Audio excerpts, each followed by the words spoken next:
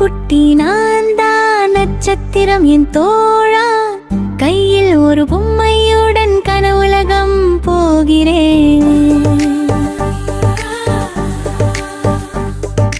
அம்மா சொன்னா தூங்கணும், அப்பா சொன்னா சிரிக்கணும், பாட்டு கேட்டு ஆடணும், காத்திலே நான் பறக்கணும்.